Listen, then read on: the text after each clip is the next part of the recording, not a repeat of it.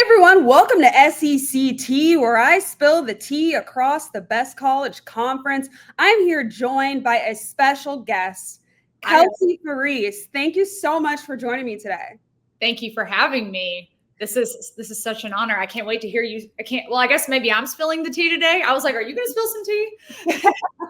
Well, Kelsey is a diehard Ole Miss fan, and if you can't tell, I'm a diehard Gator fan, and the two play this weekend. Big game, at least for the Rebels. The Gators stink, so who knows what they're fighting for at this point. But I want to focus on this season in the beginning of the year. So Ole Miss was predicted to finish 7th in the SEC. Now they're sitting at 4th with their Ole Miss is in control for the college football playoff and their destiny there. But before the season started, what did fans think about this team? Would they have ever expected Ole Miss to be in the driver's seat for the college football playoff? Well, first of all, let me just say, as a Florida fan, you have nothing to lose right now. That's really how you going into this weekend. Listen, not all hope is lost. Weird things can happen, especially at this time of year. We always say, and we say this with love, being an Ole Miss fan is a lifelong Ole Miss fan. It's mostly about pain. That's sort of always where we're going. To say, yes, some seasons we come in hopeful, like last season we were like, we're to the moon. Our confidence was all there. I feel like this season we were all sort of just like, I don't know, like we'll see what's going to happen. And then of course, very early on having, our quarterbacks flip, we really didn't know then because, everyone loved Austin. He's such a great kid. And has a great reputation down there and has a great work ethic. And then to see him get injured and then, Trinidad come in and we didn't really know much about him.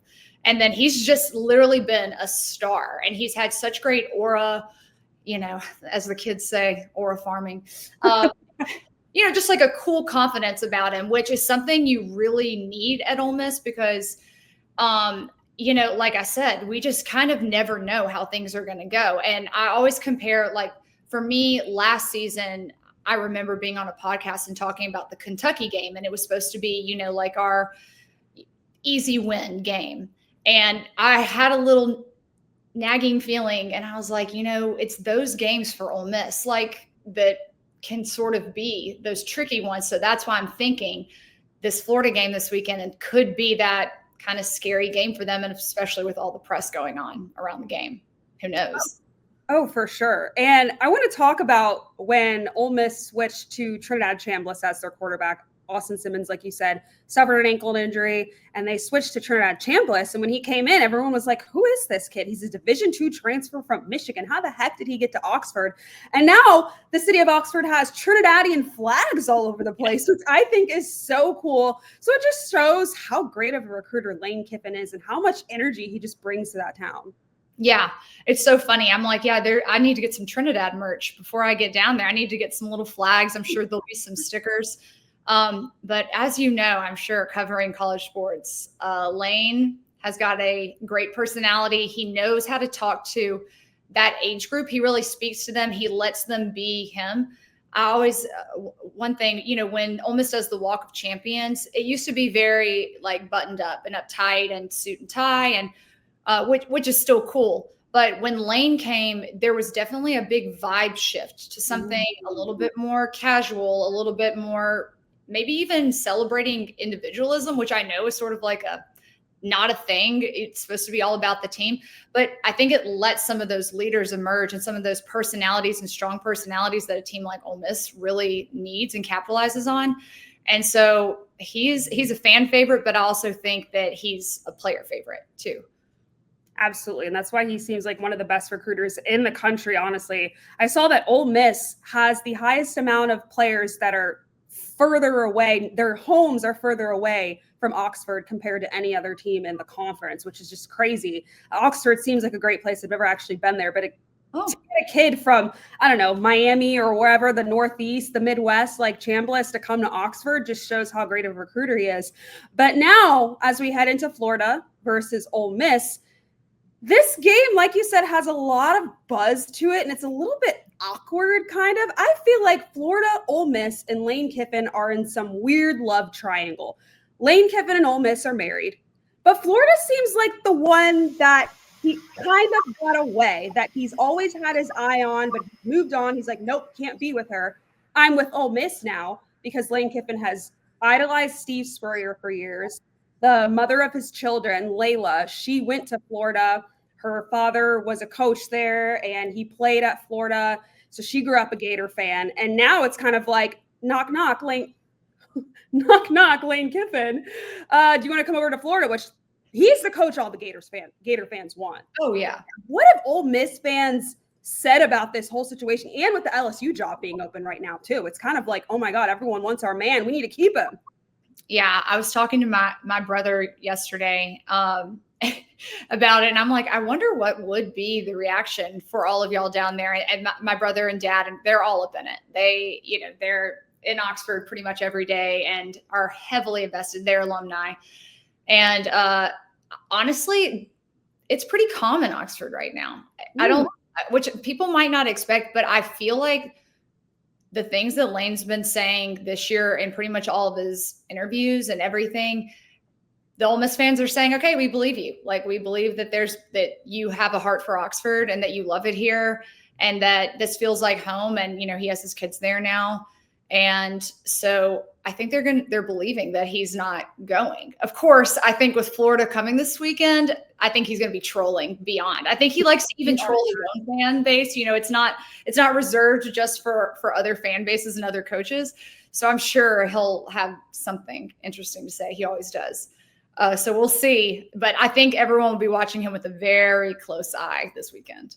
Oh, yeah. And from the Florida fan base, they seem very confident that they are getting Lane Kiffin. Like, they're like, we're going to steal your man away. We don't care that you are married to Ole Miss, Lane Kiffin. We're taking you away from Oxford.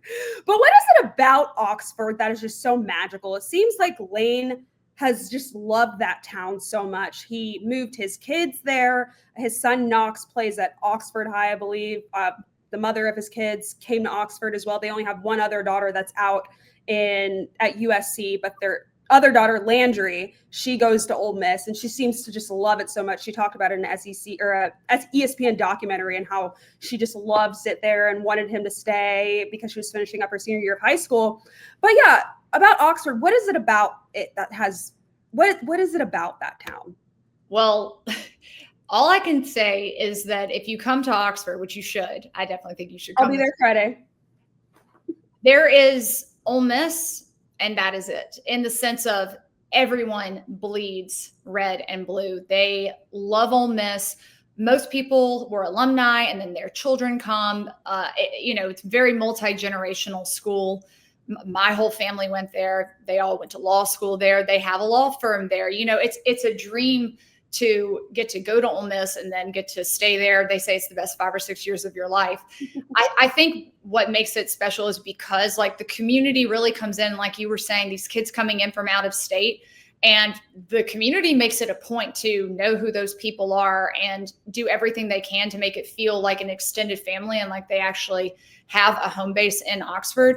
So I think it's this weird kind of, they call it the velvet ditch. You go down there, you get a little too comfortable and it's really hard to leave. And I think that is that magical quality of it. And then also, I always have to say this about Mississippi, the culture of being from Mississippi, the people are the most interesting, talented, unique minded and open-hearted people that I've ever met. I live in LA now, and I think this is pretty special too, but it's in a completely different way. Mississippi is just, it's a place of its own. Like Faulkner says, to understand the world, you must first understand a place like Mississippi, and no truer words could be spoken. Oh, I love that so much. And it's so interesting because if you look at just the most random celebrities, a lot of them, especially in the music world, have ties to Mississippi, especially in the blues and all of that. So that just makes it so interesting. But when you talk about the state of Mississippi, obviously your rival is Mississippi State. So it's pretty obvious. Mississippi State is your main rival, right? Well, in our hearts, yes. Okay. I don't know if every year we're like that worried about that rivalry. I would say maybe an LSU might be a really strong emotional rivalry for us. But I can tell you maybe, yes, there is nothing that hurts like losing to Mississippi State. There could be nothing more devastating. I remember being 9 years old and crying under my kitchen table, not wanting to go to school the next day because I knew, it's always split. I'm like, I can't go to school. I've been talking too much about Ole Miss winning. Like, how did this happen? Like, it's like you just can't even fathom it. But no, in my skits, I have a soft spot for Mississippi State. I don't know why. Like, even though they're our rival, there's just something endearing to me about them still. And everyone who goes to Mississippi State, they're salt of the earth. They're just the nicest people. So it's kind of hard to even say anything bad about them. Like they're just doing the best they can down there. But yeah, I still don't want to lose to them. Oh yeah, so I live in Arkansas, and I was at the Arkansas game a few weeks ago, and they played Mississippi State. And the State fans were the nicest people. And it's so funny, the dynamic that you guys have with Mississippi State when it comes to the Egg Bowl every year. That is actually on my bucket list games. But what is that vibe like whenever Mississippi State and Ole Miss play each other in that Egg Bowl? Well, I think it's appropriate that, it's around Thanksgiving because it feels like a family rivalry. It feels like little brother is coming to town. Sweet little brother. But it's serious. And I will say they're maybe not necessarily between the fans, although those cowbells will send you into a conniption. It's truly unpleasant. I would never go to the Egg Bowl in Starkville, which is where it is this year, only when they come to Ole Miss because they can't bring the cowbells in. So it is a little violent in that sense. But I think the players, there's a lot of pride because, we do have a lot of in-state kids and of course who could have, they probably were recruited heavily on both sides. And have friends that play on both sides. So they want to make sure they win. And for Ole Miss, it's so embarrassing for Ole Miss to lose to Mississippi State. For Mississippi State, they give it the old college try and they feel good when they win. But I'm a little worried about it this year, to be honest, because again, it's another wild card game for us. And it's just that energy and the fact that we're going to be down in Starkville, the cowbells going, who knows? But that's why it's always a great game. Absolutely. And like you said, last year when Ole Miss lost to Kentucky and then when they lost to Florida at the end of the season, Ole Miss, they could have maybe gotten in just with that loss to Kentucky last year. But that loss to Florida, they were out. And that was that $1 million roster with all that NIL money from the Grove Collective. I saw Jackson Dart on the sidelines, the Florida game, just like crying and crashing out because it wasn't going his way. Wow. So like you said, Ole Miss really needs to just hey, keep your foot on the gas. Do not let it go no matter who you're playing, because Mississippi State, it would just be a joy for them to spoil Ole Miss this season. Oh, it would be Christmas come early. They would be like hark of the bells, literally. Absolutely. But we love little brother. I actually love to see them do well. I was tickled. Anytime they're winning, I'm like, whoa, I'm like, what's happening? And then the second I start watching it, just never mind. Yeah. And one thing that people talk a lot about when it comes to Ole Miss is the tailgate scene, the Grove, another place on my bucket list. But what is it about the Grove that makes it different than other SEC or other college towns that you might have been to? I mean, it is pageantry, and it's the absolute definition of the word. People have elaborate themes for their tents. And then even just getting the spot for their tent on Friday night is actually a scene to see. They put the trash cans out and then they do a running where they send in people to mark their spots. Oh, wow. It's kind of like a running of the bulls type of situation to see. Yeah. And then people do full caterings, big, beautiful spreads. I mean, there could be a cornucopia full of deviled eggs. Like, you just don't know what you're going to see. Chocolate fountains, chandeliers hanging. And I know when people say that all the time, they're like, is it really, or did someone do that one time? It is every tent. Big TV set up, just, there's a really famous one called the zebra tent that people always stop by. And also the best part of it is the hospitality. So if you show up and you don't have a tent to go to, if you even kind of casually bumped into one and you were like, oh, sorry, I don't know what I'm doing or where I'm going, they would immediately pull you into their tent and be like, let's take a shot. You're with us now. People really adopt you in. So there's just so much warmth and excitement. And I mean, people just love it, and they do such an incredible job. It is got to be at the top of your list. You must come. Oh, okay. So I am going to go Friday. I have to do sideline reporting at another game on Saturday, but I am fingers crossed that Ole Miss gets to host a playoff game this year. And the new playoff rankings actually just came out.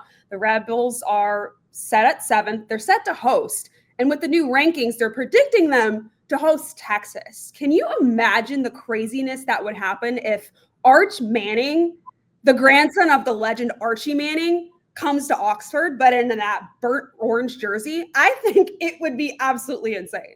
Yeah, you know, there was a time when they were recruiting him really heavily where Lane unfollowed everyone and just followed Arch for a really long time. That's so lame. So funny. But I mean, I can tell you this, I will be at that game if that happens, 100%. They would go all out. And I actually, Ole Miss and Texas fans remind me a lot of each other. They have sort of similar dispositions. I think Texas fans, they're actually more violent towards their own team, but they're pretty nice to opposing teams. I could see that. Yeah. Whereas Ole Miss is maybe the opposite. But I think it would be a really fun atmosphere to see them come together and be in the Grove. And I think it would be the biggest party maybe the SEC has ever seen. Surely they would send everybody down there to record this. Like this day, yeah. All of that. Kelsey knows very much a lot about the SEC to the point where her social, if you haven't seen her social media pages, you should go ahead and check it out because her videos are so funny. And she does these skits, and a lot of them have different themes, but one that I think is so funny is Real Housewives of the SEC. Your Halloween one I was just watching, which was so funny. I don't want to really spoil it, but it was, she dresses up in all of them. So she uses her own personality. She doesn't have actors or other people. It's all her. And for Halloween, she dressed up as different Halloween characters, as different SEC teams. And there was one where she's dressed as the Black Swan, and that's Ole Miss. But then all of a sudden, correct me if I'm wrong, she kind of turns around and then there's a gator sticker on her back. So how did you come up with these ideas? And how did it all start? You know, I like to say it's my multi-personality disorder just on full display. That's how I normalize it. No, I honestly, I started a couple years ago. I was just at an Ole Miss game, and I love pranks and just being silly. And I was like, you know, I'm going to do fake interviews, and I'm just going to pretend like I'm one of these people that make news interviews. And so I would go around, and I created this segment called Fake News. And so I would go around the Grove, and I'd be like, they didn't know it was fake news. I would break news to them, and they would think it was true. So it kind of started with that, and it snowballed. It got really popular. And we got to the off season last year, and I was like, I need to do something, but I don't have the actual game to go to. So I kind of created these SEC mom, SEC dad sketches that have now evolved into, I said this year, I kind of want to, I don't want to talk about them. I want to be them.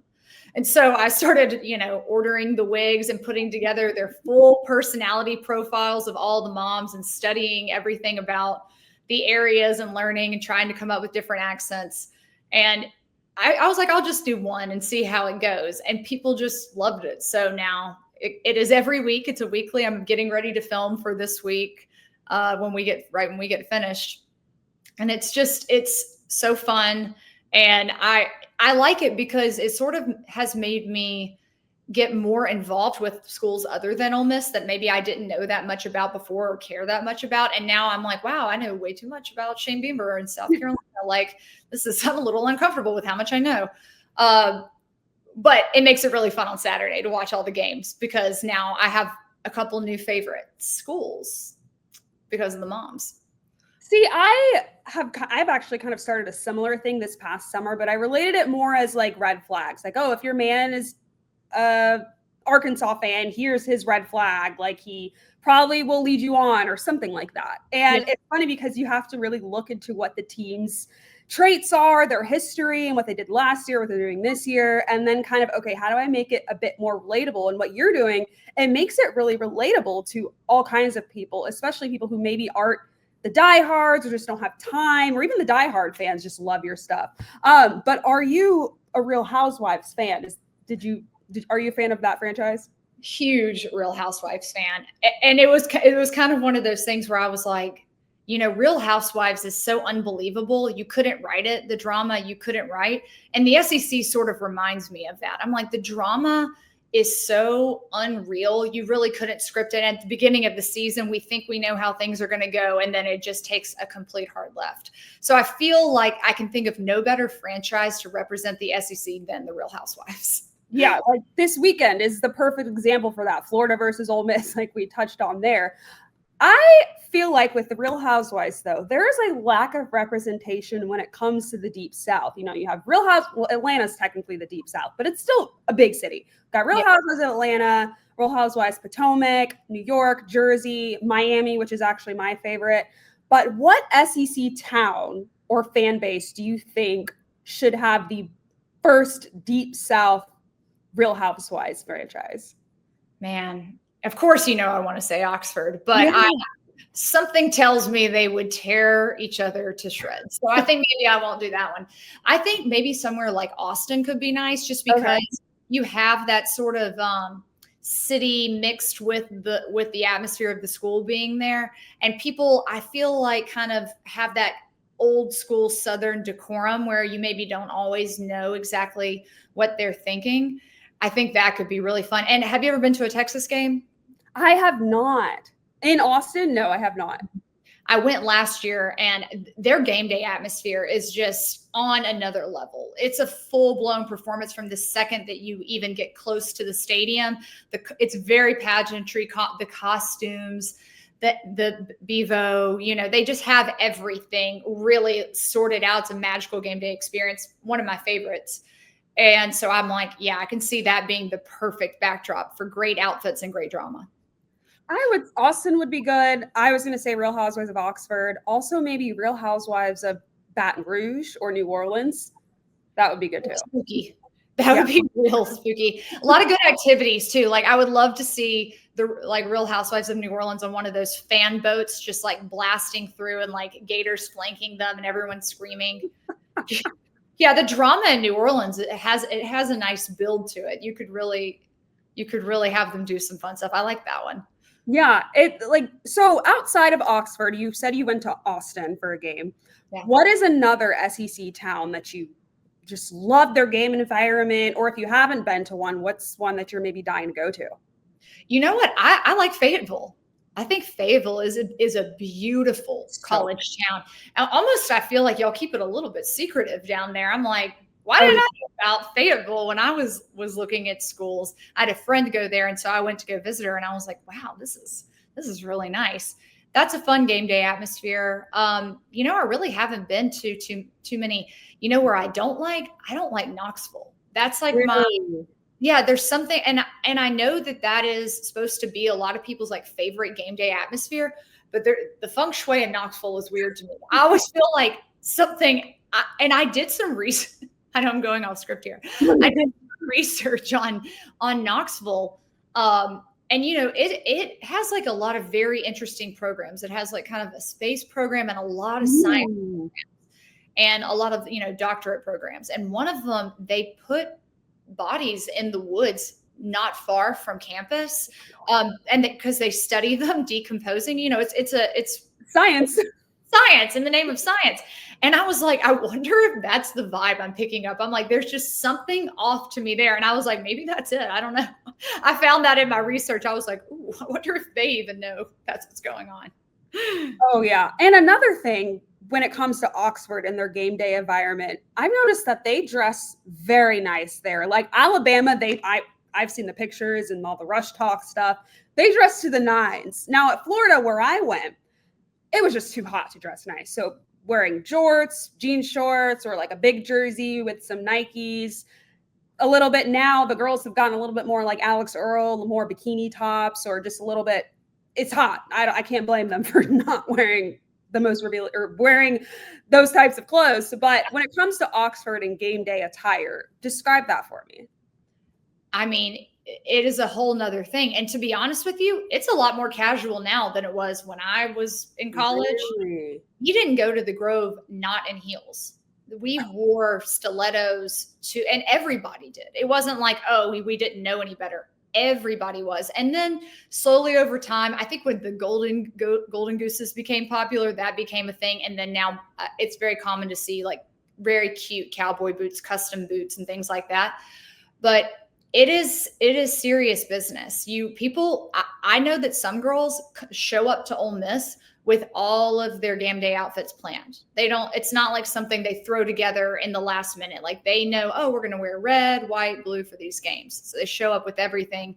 And that's like one of the best things for me about it. I love to see what the college girls are going to be wearing. But honestly, the Real Housewives, the moms of Oxford, have the coolest style, the best like jewelry. Another thing I love studying about doing my moms is seeing all that. And I have so many people that are my, secret inspiration. And it's so fun to me. And I think it's gotten a lot more unique in the last few years. It used to be where everyone really looked the same. There was only so many things, but now with the internet, they can order an Amazon something in a day. So you see some really creative outfits. But no, there's no casual dressing in the Grove. It's a formal affair. See, I just love that because it just makes college football so much more special. And even when it's hot and you're sweaty and you're wearing heels, it doesn't matter because you're at Ole Miss. And it's not about comfort. And when you were saying about Alabama, I don't think used to dress like that. I think when Rush Talk started happening, that was sort of started that resurgence of like not wearing just like a jersey and, boots to game day or whatever, which is still really cute.